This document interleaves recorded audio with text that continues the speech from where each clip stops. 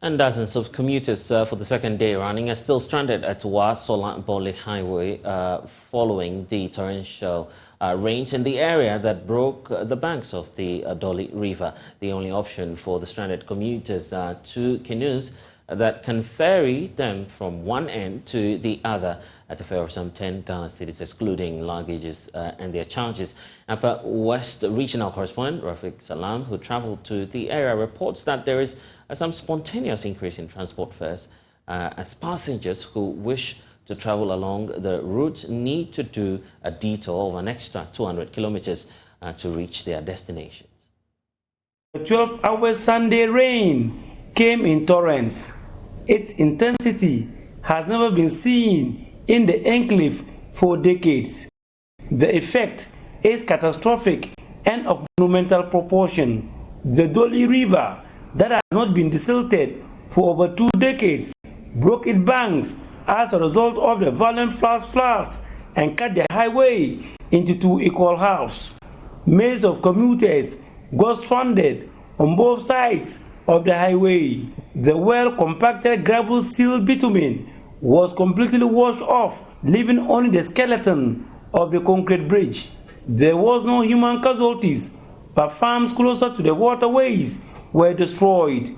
Passengers wishing to continue their journey only have one option: 2 canoes to ferry them from one end to the other at 10 Ghana cedis, excluding luggage charges. I am carrying my load. What I'm going to do is business to eat with my mother and my brothers.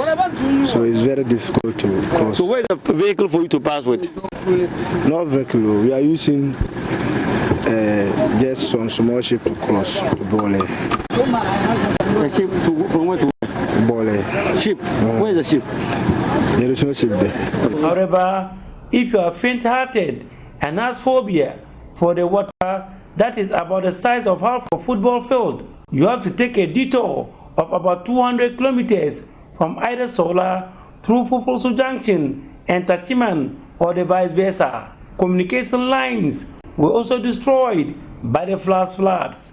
And so this is the fiber cable, and they are also trying to retrieve the cable to enable them to restore the lines of these communication services here. So you can see that one of them is from Borofo. Master, tell me, what's your name? I'm Emmanuel Baberi. Okay, what are you doing now? We are trying to restore the link. This link has affected so many sites. So yesterday we were here, but we couldn't restore it due to the water content. It's today that we came back and we have access to the cable, and we are now trying to lay the cable across so that we do temporary work and later on we come and do the normal work.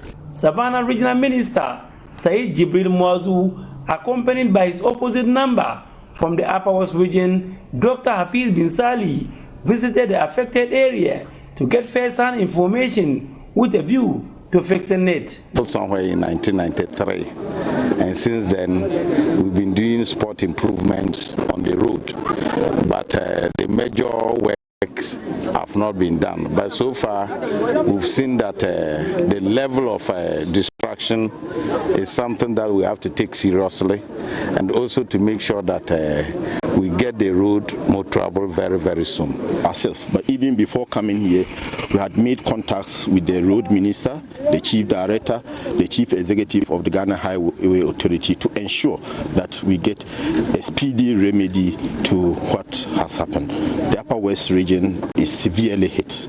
The incident has, however, resulted in spontaneous increment of transport fares, specifically persons traveling to Kumasi or Accra. The Ghana Private Road Transport Union, GPRTU, has upped the transport fares from Wa to Kumasi by 40 Ghana cedis. Alhaji Nuhu Mahama is the Senior Industrial Relations Officer of the Upper West branch of the GPRTU, and he defends the increment. We have added 40 Ghana cedis to the 140, making it 180 Ghana cedis. Don't you think that is too high a price? In fact, we are very, very sympathetic with our transport, our traveling public. Even though we were intending to increase it from 140 to 200, realizing the cost of the fuel. and the distance.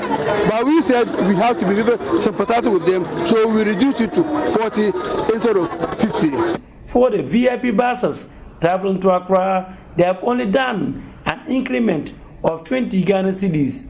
Oli Rahman Salifu is the war manager of VIP. But the 20 cedi is not too high. If you look at it, the 20 cedi increment is not up to 20 gallons of fuel. And that place, looking at it, about a 90 miles averagely. That's averagely 90 miles is freely. So due to that, if you don't add anything, you can't be able to cover. And there can be a type S, or there can be a different distance in their car. Passengers are, however, not happy with the increment in the transport fares. Both. The long journey, 1, the increments, 2, and the time. So once there's an increment, though the journey will be stressful, I think that's the thing that we are going to face will be stressful, because in as much as we have been passing the other road, we might not be stressful, but this one, the road is a bit longer. From the look of things, it appears the highways will not be fixed permanently in the next few days. What government needs to do, however, to assuage the pain and frustration of commuters is to create a diversion to enable them have easy access from one end of the highway to the other. Several vehicles that are parked here, and also their mates or driver mates are looking for passengers. So you can see that they are calling on passengers to come and join their vehicles for them to move into the Upper West region. Reporting for Joy News, Rafik Salam, Doli, Savannah region.